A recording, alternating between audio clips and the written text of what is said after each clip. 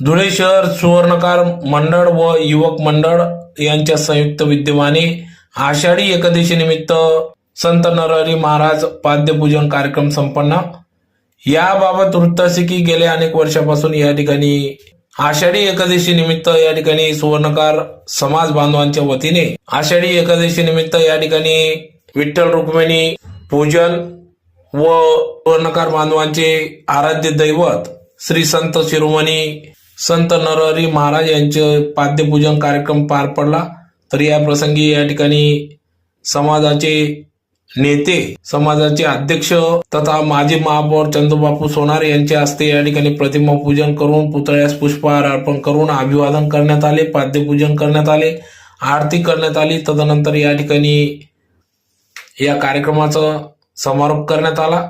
तर कार्यक्रमाप्रसंगी या ठिकाणी माजी महापौर चंद्रकांत सोनार, ज्येष्ठ समाज नेते सुनील तात्या देवरे यांच्यासह सुवर्णकार समाजाचे अध्यक्ष नितीन विस्पुते यांच्यासह युवक अध्यक्ष रवी सोनार आदी सर्वच पदाधिकाऱ्यांच्या उपस्थितीत सदर या ठिकाणी आषाढी एकादशी निमित्त पाद्यपूजन कार्यक्रम पार पडला। यावेळी मोठ्या संख्येने समाज बांधव उपस्थित होता।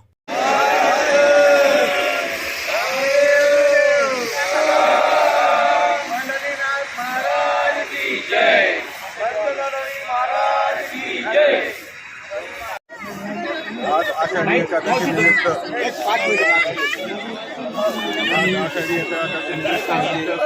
युवक संघटनेतर्फे आज विठ्ठल नरहरी महाराजांचं पाद्यपूजन तसेच विठ्ठल रुक्मिणी मातेची पूजा अर्चना करण्यात आली।